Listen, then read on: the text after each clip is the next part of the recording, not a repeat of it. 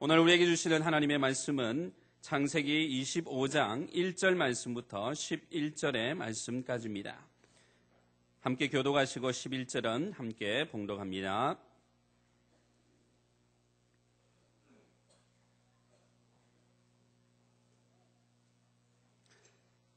창세기 25장 1절부터 11절 말씀입니다. 아브라함이 후처를 취하였으니 그 이름은 거두라라. 그가 시므란과 욕산과 무단과 미디안과 이스박과 수아를 낳았고, 욕산은 스바와 드단을 낳았으며, 드단의 자손은 아수르 족속과 루드시 족속과 룸미 족속이며, 미디안의 아들은 에바와 아벨과 한옥과 아비다와 엘다니니 다 그두라의 자손이었더라. 아브라함이 이삭에게 자기 모든 소유를 주었고, 자기 서자들에게도 재물을 주어 자기 생전에 그들로 자기 아들 이삭을 떠나 동방 곧 동국으로 가게 하였더라. 아브라함의 향년이 175세라. 그가 수가 높고 나이 많아 기운이 지나여 죽어 자기 열조에게로 돌아가매, 그 아들 이삭과 이스마엘이 그를 마므레 앞 헷 족속 소알의 아들 에브론의 밭에 있는 막벨라 굴에 장사하였으니, 이것은 아브라함이 헷 족속에게서 산 밭이라. 아브라함과 그 아내 사라가 거기 장사되니라. 아브라함이 죽은 후에 하나님이 그 아들 이삭에게 복을 주셨고, 이삭은 브엘라 헤로이 근처에 거하였더라. 아멘. 오늘은 1년의 마지막 주일이자 마지막 날입니다. 더더군다나 오늘은 6개월 동안 우리가 함께 걸어왔던 아브라함의 신앙 여행을 마치는 날입니다. 오늘 드디어 아브라함이 죽습니다. 아브라함의 죽음을 앞두고 아브라함의 죽음은 또한 우리에게 어떠한 의미가 있는지 살펴보는 것은 굉장히 중요한 의미가 있다고 생각을 합니다. 참 감사한 것은 지난 6개월 동안 아브라함과 함께 떠났던 신앙여행 가운데 여러분이 무엇을 발견했습니까? 여러분이 아브라함과 함께 떠나는 신앙여행의 주인공은 하나님이었습니까? 아브라함이었습니까? 하나님이셨습니다. 세상 사람들이 아브라함의 이야기를 듣게 된다면 주인공은 아브라함이었다, 그들의 눈에는 아브라함밖에 보이지 않았다라고 이야기하겠지만, 믿음의 눈을 가진 우리가 볼 때에 이 신앙 여행의 주인공은 하나님이셨습니다. 아브라함이 아브라함 되게 하신 분도 하나님이셨습니다. 아브라함이 고난 가운데 건져주신 분도 하나님이셨습니다. 아브라함을 출발하게 하신 분도 하나님이셨습니다. 아브라함에게 공급하신 분도 하나님이셨습니다. 이 모든 이야기에 곳곳마다 숨어있는 하나님의 손길을 우리가 발견할 수만 있다면 그거야말로 참으로 귀한 믿음의 발견이 아닌가라는 생각을 하게 됩니다. 우리가 소망할 수 있는 것은 하나님께서 75세의 한 노인을 부르셔서 오늘 175세가 되는 이 100년의 삶 동안 그의 삶을 만져주시고 빚어가신 하나님 때문에 아브라함이 믿음의 조상이 되고 축복의 통로가 되었다면, 오늘을 살고 있는 우리 역시 믿음의 조상이 될 수 있습니다. 우리 역시 축복의 통로가 될 수 있는 줄로 믿습니다. 하나님이 함께 하시면 말입니다. 하나님이 우리의 삶에 함께 해주신다면 우리 역시 복의 근원이 되는 줄로 믿습니다. 오늘 본문을 보면 아브라함이 그 자기의 열조에게 돌아가게 됩니다. 이게 죽게 되었다라는 표현입니다. 그가 죽게 되자 헷 족속에게 샀던 막벨라 굴이라는 곳에 자신이 장사되게 됩니다. 그런데 이 막벨라 굴이라는 곳은 오늘 아브라함의 이야기에서 갑자기 등장한 이야기는 아닙니다. 막벨라 굴과 관련된 이야기는 사라의 죽음과 관련되어져 있습니다. 창세기 23장에 보면 그의 사랑하는 아내 사라가 죽게 되었습니다. 그런데 아내 사라가 죽으면 이 사라를 묻어야 할 땅이 필요했어요. 장사를 지내야만 했어야만 합니다. 그런데 아브라함에게는 땅이 없었어요. 그래서 그가 어떻게 해야 될까 아마도 생각을 했겠죠. 그런데 그가 거하고 있는 땅은 헷 족속의 땅이었습니다. 그래서 아브라함이 헷 사람들에게 갔습니다. 가서 내가 사랑하는 아내가 죽어서 땅이 필요하니까 나에게 좀 땅을 팔아라, 이 이야기를 합니다. 그랬더니 헷 족속의 반응이 참으로 희한한 반응을 합니다. 아브라함이여, 그럴 필요가 없습니다. 우리가 당신에게 땅을 그냥 주겠습니다. 이런 이야기를 하면서 아브라함을 가리켜서 하나님의 방백이다라는 이야기를 합니다. 하나님의 방백이라는 이야기는 하나님의 천사다라는 뜻을 갖고 있습니다. 하나님의 사람이다, 하나님의 천사다. 이방 사람들이 보기에도 아브라함이 그렇게 보였다라는 거예요. 아마도 이렇게 이야기한 것을 보면 아브라함이 그 지역에서는 상당히 선한 일들을 많이 베풀고 살았던 것 같습니다. 우리가 누군가가 외국인이 와서 우리나라에 사는데 그가 조금 선한 일을 했다고 그에게 하나님의 천사다 이런 이야기하기가 쉽지 않잖아요. 그런데 그 모든 지역의 사람들이 인정하고 있었습니다. 당신은 하나님의 천사다. 그래서 그 땅을 거저 주겠다라고 얘기를 합니다. 저 같으면 거저 준다 하면 어떻게 할 것 같아요? 누군가가 그랬어요. 얼른 받을 거 아닌가. 아브라함 이상한 반응을 했습니다. 받지 않았어요.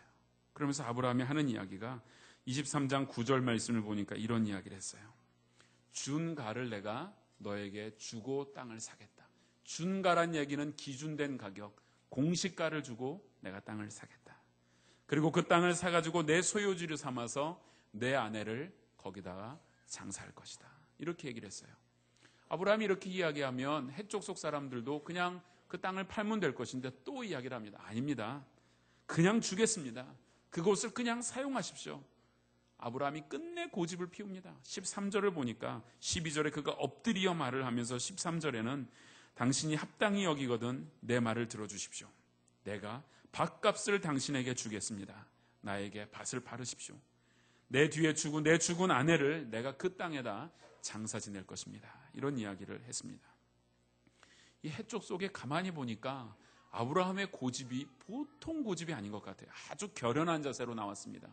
그래서 그러면 땅을 팔겠습니다 하면서 부른 값이 얼마였냐면 얼마예요? 은 400세겔을 주고 팔겠다라고 했습니다. 여러분 이거 가격이요 엉뚱한 가격이에요. 은 40세겔도 안 되는 땅이었어요.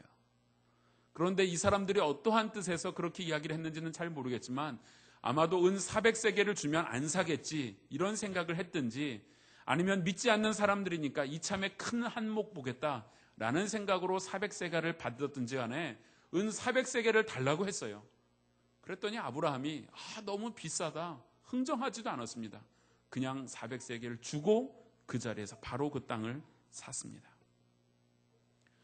아브라함이요 왜 이 막벨라 굴이 있는 그 땅을 그토록 집착을 하는 것이겠습니까? 아내 사라와 깊은 추억이 있는 장소였기 때문이겠습니까? 아니면 그 굴 속에 기름이라도 묻혀 있겠습니까? 왜 이 땅을 그토록 애써서 살려고 아브라함이 하는 것이겠습니까? 왜냐하면 그 땅은 약속의 땅이었습니다. 75세에 아브라함이 고향 땅을 떠나올 때 하나님이 주신 두 가지의 약속이 있었습니다. 너에게 약속의 땅을 줄 것이고 약속의 아들을 줄 것이다. 약속의 아들은 얻었는데 그 땅이 아직 자기의 것이 되지 않았어요. 그래서 아브라함은 그 땅을 임의적으로도 작은 땅이지만 상징적인 의미라도 반드시 소유하고 싶은 마음이 그 속에 있었습니다. 왜냐하면 아내 사라가 죽었어요. 그것은 무엇을 의미합니까? 얼마 안 있으면 자기도 죽게 된다는 것을 아브라함은 깨달았던 거예요. 부부들이 보면 그렇지 않습니까? 아내가 죽고 나면 남편이 나도 곧 얼마 안 있으면 죽겠구나 이런 생각을 하는 것은 당연한 것이었습니다. 그래서 아브라함도 자신도 곧 죽게 될 것이라는 생각을 했던 것입니다. 그런데 생각을 해보세요. 하나님이 분명히 75세에 출발해서 나올 때는 땅을 주시겠다라고 약속을 하셨는데 아브라함이 아직 땅을 못 얻었어요. 그리고 아브라함은 이제 죽게 됩니다. 그렇다면 하나님의 약속이 사라져버리는 거잖아요. 아브라함은 하나님의 약속이 분명하다는 것을 믿고 있었습니다. 하나님의 약속은 신실하다는 사실을 믿고 있었어요. 아침에 떠오르는 해보다도 더 분명한 것은 하나님의 약속이다. 아브라함은 그렇게 분명히 삶을 통해 100년 동안 배워왔습니다. 그래서 아브라함이 생각한 결론은 그렇구나. 이 하나님의 약속은 내가 살아있을 때 보는 약속이 아니라 내가 죽은 후에라도 반드시 이루어지는 약속이구나. 아브라함은 그것을 생각했어요. 여러분 있잖아요. 사람의 약속은 살아있을 때만 유효합니다. 죽고 나면 그 약속은 아무 소용이 없지 않습니까? 죽고 난 다음에도 유효한 약속은 유언밖에 없어요. 그런데 하나님의 약속은 사람이 살아있을 때나 죽어 있을 때나 동일하게 유효합니다. 하나님의 약속은 변함이 없기 때문입니다. 하나님의 약속은 언제든지 신실하게 이루어지기 때문입니다. 아브라함은 자신의 100년 동안의 믿음의 삶을 통하여 배운 것은 처음에는 자신이 살아있을 때 땅을 받을 줄 알았어요. 그런데 시간이 지나면서 그가 깨달은 것은 그렇구나. 내가 약속의 아들 이삭은 받았지만 나중에 나의 후손들에게 주실 땅을 하나님이 말씀하신 거였고, 그리고 이 땅은 궁극적으로 나의 믿음의 후손들에게 주시는 하나님의 약속의 땅, 저 천국을 의미하는 것이구나. 아브라함 마음속에는 그런 확신이 섰던 것입니다. 그래서 그는 자신이 믿음의 흔적으로 반드시 한 땅을 남겨야 되겠다. 그래야만 나의 믿음의 후손들이 돌아와서 이 땅을 약속의 땅으로 주장하며 믿음의 삶을 살 수 있을 것이다. 그 생각을 했던 거예요. 그래서 막벨라 굴을 어마어마한 돈을 주고 샀다라는 것입니다. 서울 마포구에 가면 양화진 묘지라는 묘지가 있습니다. 합정동에. 저는 그곳을 10번도 넘게 가보았어요. 제가 처음에 혼자 방문을 했을 때는 참 그곳에 가서 제가 많이 울었습니다. 우리나라에 처음으로 왔던 선교사님들이 묻힌 묘지예요. 근데 그 묘지에 저는 선교사님들만 있는 줄 알았는데 갓난아기, 태어난 지 6개월 혹은 한 달 된 아기들의 묘비도 얼마나 많은지 몰라요. 선교사님들이 꽃다운 나이에 왔고, 그리고 그 이곳에 와서 아이를 낳았지만 풍토병으로 아이들이 많이 죽었어요. 순교도 당했어요. 그래서 수도 없이 많은 묘비들이 그 양화진 묘지에 있었더라고요. 그것을 보면서 제가 처음에 그렇게 감동을 받은 것은, 내가 한 사람 구원받은 것이 예수 그리스도의 십자가의 능력이고 하나님의 은혜지만, 그러나 우리나라에 이렇도록 많은 순교자들의 피가 있었기 때문에 내가 구원받은 자가 되었구나, 이런 생각을 하게 되었어요. 그래서 그 뒤에 제자 훈련이라는 훈련을 시키면서 제가 늘 가는 코스는 양화진 묘지였어요. 견학을 가는 코스 중에 하나가 그곳에 가서 기도회하고 예배드리고 하면 그곳에 간 모든 분들이 참 마음에 많은 감동들을 받습니다. 왜냐하면 나를 구원하신 은혜도 있고 우리 민족이 이렇게 하나님이 사랑하는 땅이었구나, 이 민족에 이토록 많은 순교자들의 피가 뿌려져서 한국 교회가 세워졌구나, 그것을 보게 되면 얼마나 마음에 감동이 있는지 몰라요. 지금 막벨라 굴은 그런 의미입니다. 아브라함에게 있어서는 그냥 작은 하나의 굴밖에 되지 않을 수 있지만, 세상 사람들이 보기에는 아무런 가치 없는 땅이라고 볼 수 있겠지만, 그러나 그 아브라함의 믿음의 후손들이 돌아와서 막벨라 굴을 볼 때마다 이곳은 하나님의 약속이 있는 곳이었다, 이곳은 하나님의 구원이 있는 곳이었다, 이곳은 하나님의 사랑이 흘러넘치는 곳이었으며, 이곳은 예수 그리스도의 보혈의 피가 능력으로 나타난 곳이었다. 그것을 아브라함은 믿음으로 보여주고 싶었던 것입니다. 그래서 실제로 보세요. 아내 사라가 그곳에 묻혔죠. 아브라함도 묻혔습니다. 그 아들 이삭도 거기 묻혔어요. 이삭의 아내인 리브가도 막벨라 굴에 묻혔습니다. 이삭의 아들이었던 야곱은 요셉이 애굽의 총리가 되면서 초대를 받아서 애굽 땅에 가서 살게 됩니다. 그리고 마지막 죽기 전에 유언을 남기기를, 나를 나의 조상의 땅 막벨라 굴에 묻게 해달라라고 얘기를 합니다. 그래서 요셉은 당시에 실권을 가지고 있었던 총리였기에 수많은 장례 행령들을 이끌고 애굽 고센 땅에서 막벨라 굴까지 오는 장례 행렬을 했습니다.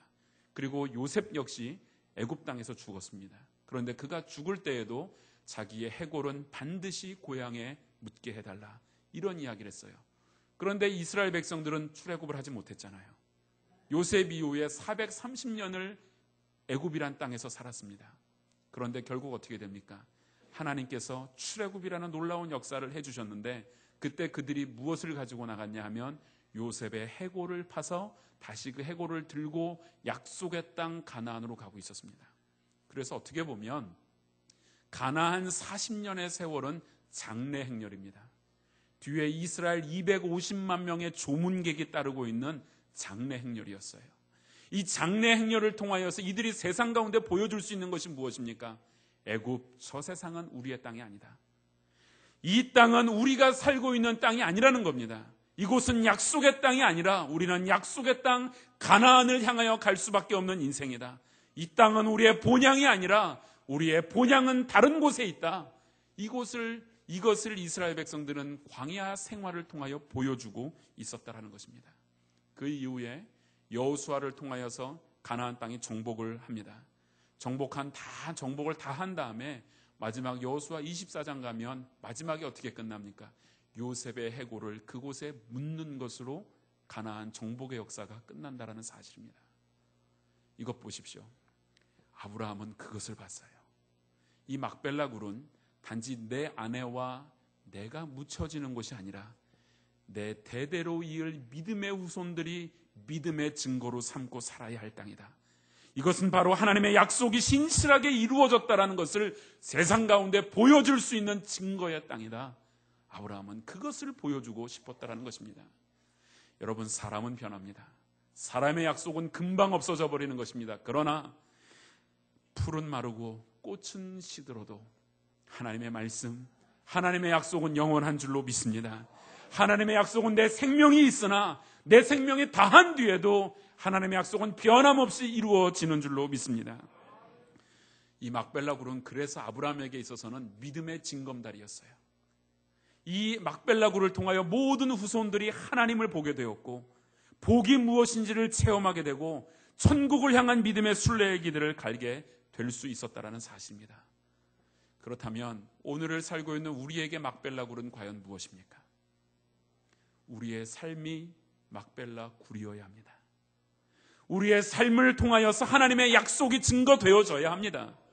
여러분의 가정이 막벨라 굴이 되어야만 합니다. 여러분의 가정이 세상을 향한 징검다리가 되어야 하며 세상을 향한 복의 통로가 되어야만 합니다.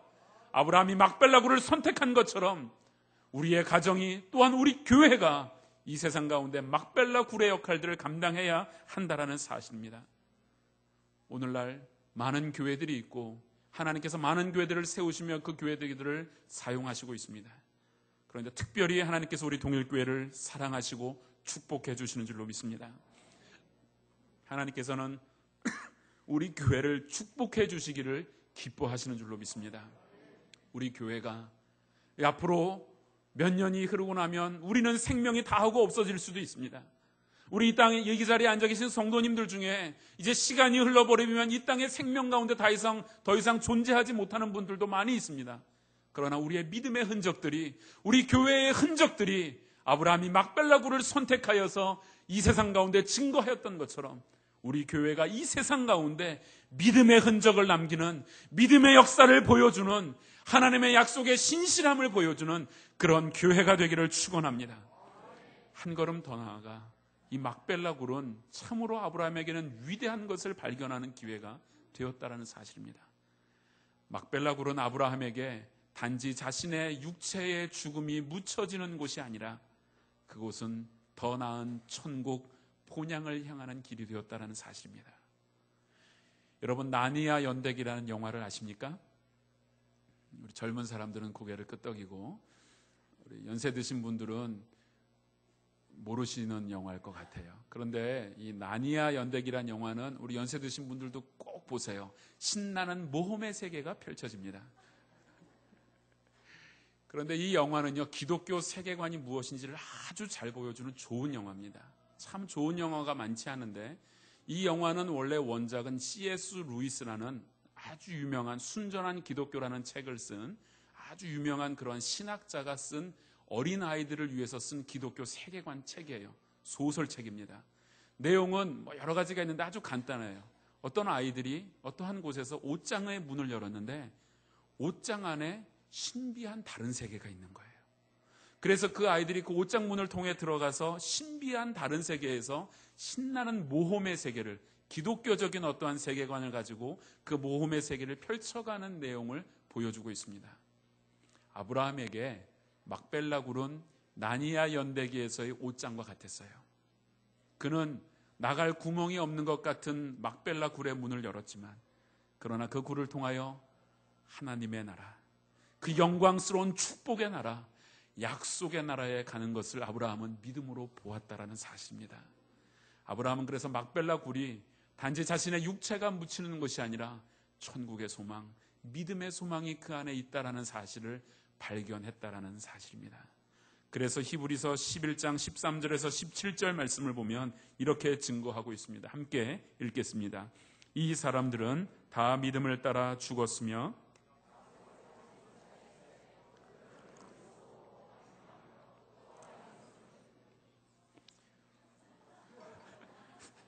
계속 읽겠습니다. 외국인과 나그네라 증거하였으니 이같이 말하는 자들은 본향 찾는 것을 나타냄이라. 저희가 나온 바 본향을 생각하였다면 돌아갈 기회가 있었으려니와 저희가 이제는 더 나은 본향을 사모하니 곧 하늘에 있는 것이라. 그러므로 하나님이 저희 하나님이라 일컬음 받으심을 부끄러워 아니하시고 저희를 위하여 한 성을 예비하셨느니라. 아멘. 여러분 보세요. 아브라함은 더 나은 본향을 봤대요. 지금 내가 손안에 약속의 땅 하나 쥐고 있지 않지만 아브라함은 더 나은 본향을 보았고 그 믿음의 증거로 막벨라 굴을 사서 자신의 아내 사라와 자기와 모든 후손들이 그곳에 묻혀서 더 나은 본향으로 나아가는 것을 아브라함은 원했다라는 사실입니다. 그런데 바로 그 구약의 백성들, 이 믿음의 조상들이, 믿음의 이 족장들이 바라보고 사모했던 그 나라, 그 도성, 그 본향이 예수 그리스도를 통하여 여러분의 나라가 되었습니다. 할렐루야. 우리가 천국을 소유한 자가 되었습니다. 오늘 성경 그렇게 말했죠. 이제는 하나님이 저희 하나님이라 일컬음을 받으심을 부끄러워 아니하셨다. 예수 그리스도를 통하여 아브라함의 하나님이 바로 저와 여러분의 하나님이 되신 줄로 믿습니다. 예수 그리스도 안에서 하나님께서 아브라함에게 주어주셨던 그 아름다운 복들이 오늘 우리 가운데 부어주신 줄로 믿습니다.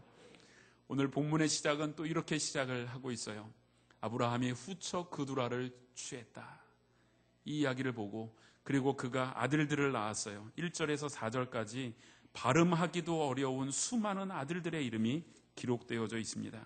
시므란, 욕산, 무단, 미디안, 이스박, 수아, 스바, 드단, 아수르, 르두시, 루음미, 에바, 에벨, 한옥, 아바디, 엘디아 쭉 있어요. 이게 다 후처 그두라가 낳은 자손이에요. 여러분 이것을 보면서 아브라함이 노년에 이 많은 아들들을 낳았는데 이것을 보면 여러분 축복이다 생각하십니까? 주책이다 생각하십니까? 솔직히 얘기해 보세요. 예? 축책은 뭡니까? 축복입니까? 주책입니까? 우리가 보기에는 주책이에요. 요즘은 애 한 셋, 넷 이상 많이 나오면 뭐할로 사서 고생을 하냐? 왜 그러냐? 여러분 한번 생각을 해보세요. 음식점을 갔는데 애들 한 10명 주르륵 끌고 음식점에 먹으러 들어갔어요. 그래서 종업원이 얘기해요. 아유, 어느 교회에서 오셨어요? 엄마가 얘기를 하죠. 아니에요. 다 내 자식이에요. 그 얼마나 사람들이 보기에 웃기겠습니까? 그런데 고대 사회에는요. 축복의 증거가 무엇이었냐면 많은 가축을 소유하는 것, 그 다음에 장수하는 것, 그리고는 후손이 번창하는 것. 이것이 대표적인 하나님이 주신 축복으로 그들은 여겼습니다. 하나님께서는 아브라함에게 그러한 축복을 주신 거예요. 노년에 주신 축복을 보십시오. 아브라함이 후처 그두라를 얻어서 얻은 아들들의 수가 어마어마합니다. 그 아들들이 또 많은 아들들과 딸들을 낳고 그 후손이 얼마나 번창해 가는지를 한번 보십시오. 여러분, 구원이라는 것은 철저하게 우리의 심령 가운데 이루어지는 것입니다. 하나님의 은혜가 임하고 내 마음에 하나님으로 인하여 새로워지는 것이 구원입니다만, 그러나 하나님이 주시는 이 구원은 단지 심령의 구원, 심령의 축복에서만 끝나지는 않습니다. 아브라함의 이 노년에 주신 축복들은 반드시 구원받은 자에게 주시는 하나님의 또 다른 면의 축복이라는 것을 우리가 믿음의 눈으로 보아야 합니다. 예를 들어서 죄에 빠졌던 한 사람이 예수 그리스도를 믿어 예수를 믿게 되었습니다. 그 마음에 구원의 잔치가 열려졌어요. 그런데 삶은 변화가 없어요. 삶은 여전히 먹을 것이 없어서 생라면 뜯어먹고 있고 아내는 병들어 있고 힘들어합니다. 그렇다면 그것을 보면서 다른 사람들이 구원받은 자가 저건가? 구원이 정말 저런 것인가? 구원이 얼마나 보잘것없이 보이겠습니까? 그래서 하나님께서는 구원은 단순히 말로만 이루어지는 것이 아니라 구원은 우리의 삶에 또한 얼마나 풍성한 은혜로 덧입혀 주시는 것인지를 아브라함을 통해서 보여주고 있다는 사실입니다. 여러분, 이 그두라가 낳은 아들들은 이스마엘과는 다릅니다. 이스마엘은 약속의 아들 이삭 대신 얻은 아들이에요. 이것은 이스마엘은 아브라함에게는 우상이었습니다. 이것은 선택의 문제였잖아요. 하나님이냐 공부냐, 하나님이냐 결혼이냐, 하나님이냐 세상이냐, 하나님이냐 직장이냐, 둘 중에 하나를 선택하는 문제에서 이스마엘을 선택한 것, 이것은 우상이었지만 그러나 그두라를 통하여 낳은 아들들은 이삭 위에 더해 주시는 하나님의 축복이었다라는 사실입니다. 오늘 이 본문을 통해서 보면서 참 배울 수 있는 진리 하나는요, 같은 아들이라도 우상이 될 수도 있고 축복도 될 수 있잖아요. 같은 직장 생활을 해도 그 삶이 축복이 될 수도 있고 우상이 될 수도 있습니다. 결혼을 하더라도 우상이 될 수도 있고 축복이 될 수도 있습니다. 그런데 아브라함은 오늘 그것이 얼마나 아름다운 축복이었는지를 보여주고 있습니다. 이스마엘을 통해서 한번 실패했던 아브라함은 더 이상 그것이 우상이 된 것이 아니라 하나님의 축복임을 인정하는 기회가 되고 있었다는 것입니다. 여러분 기억하시기 바랍니다.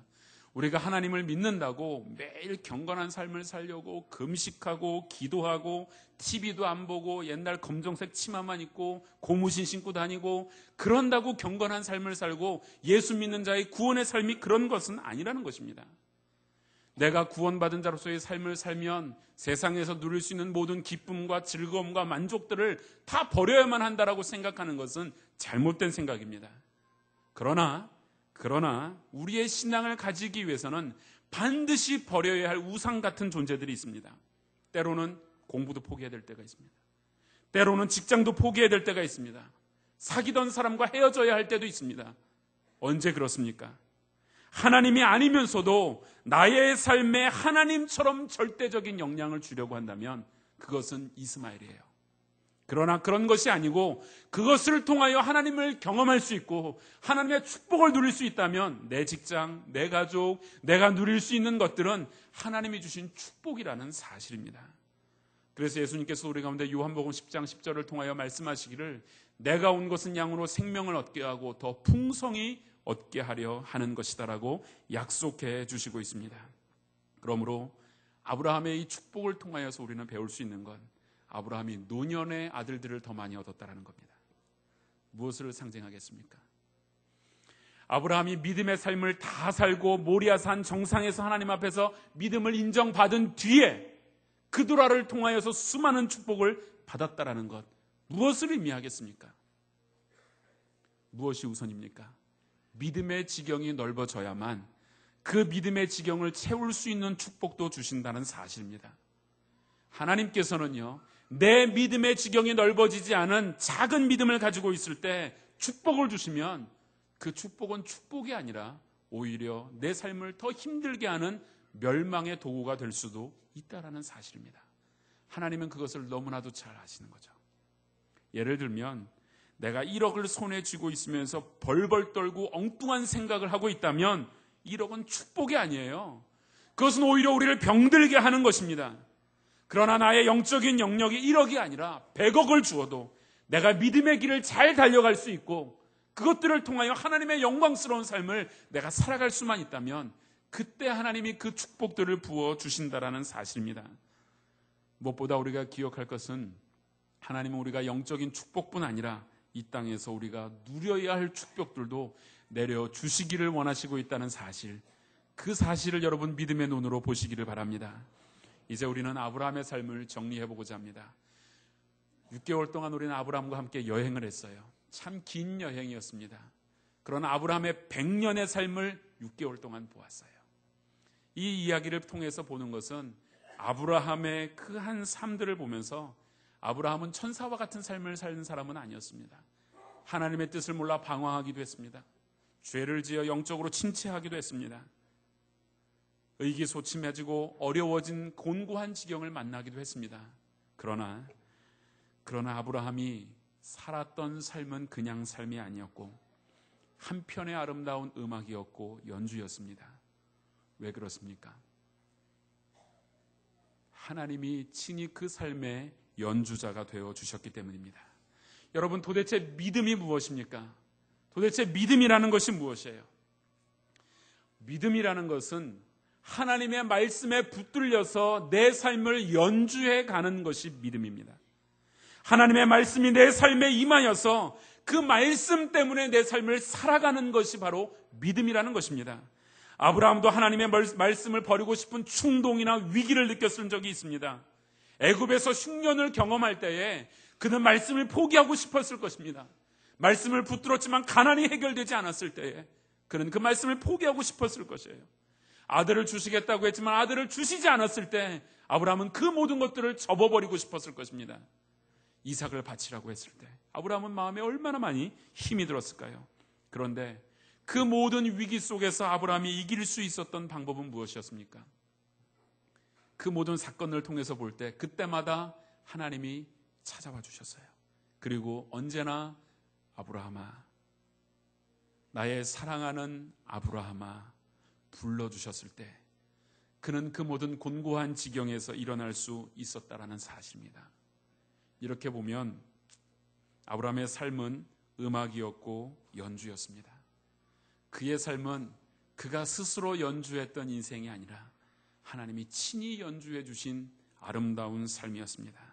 이제 아브라함은 그의 인생의 연주를 마치려고 합니다. 그리고 그가 막벨라 굴에 장사될 때에 이 땅에서는 얼마 안 되는 자손들이 나와서 슬퍼하며 찬양했을 뿐이지만 아브라함이 그 장사될 때 아마도 하늘의 수많은 성도들과 천군 천사들이 아브라함의 믿음의 삶의 연주를 보며 기립박수하고 있는 그 모습을 우리가 좀 눈으로 보아야 한다는 사실입니다. 그의 연주는 위대한 믿음의 연주였습니다. 본토 친척 아비집을 떠나는 것 너무나도 어려운 일이었지만 그러나 그가 말씀을 붙들고 떠남으로 참으로 아름다운 선율을 지닌 연주가 시작되지 않았습니까? 그돌라오마의 연합군과 그가 싸워서 이겼을 때에, 말씀 붙들고 이겼을 때에 마치 승리해서 이겼을 때 울리는 팡파레와 같은 그러한 연주가 그의 삶에서 연주되었던 것입니다. 그가 너무나도 사랑했던 아들 이스마엘을 떠나보내야 할 때는 의미심장한 단조의 연주가 그의 삶에서 연주되었을 것입니다. 이삭을 믿음으로 얻게 되었을 때에는 그의 삶은 더욱더 깊은 연주 가운데 고조가 되었고 그가 이삭을 바치는 모리아산 정상에서는 그의 인생의 믿음의 연주는 클라이막스에 도달했던 것입니다. 그리고 이제 그 연주를 마친 아브라함은 무대에서 내려오게 되고 그때 수많은 천군 천사들이 아브라함에게 이 환호성을 지르며 박수를 보내고 있는 모습을 우리가 보게 된다는 사실입니다. 이 아브라함의 믿음의 삶을 통해 우리가 볼 수 있는 건 무엇입니까? 여러분은 왜 삽니까? 우리가 이 세상에 사는 목적이 무엇입니까? 많이 소유하려고 사십니까? 아무리 많이 소유한들 놓을 때가 있습니다. 결코 완전히 내 것이 될 수가 없습니다. 그렇다면 이 세상에서 그저 밥만 먹고 살려고 사십니까? 밥만 먹고 산다면 그것은 짐승과도 같은 사람입니다. 우리는 삶을 살아가는 이유가 있는데 이 세상에서 우리의 삶은 연주되어지는 삶이어야 합니다. 사람마다 자신이 연주해야 할 사명이 있습니다.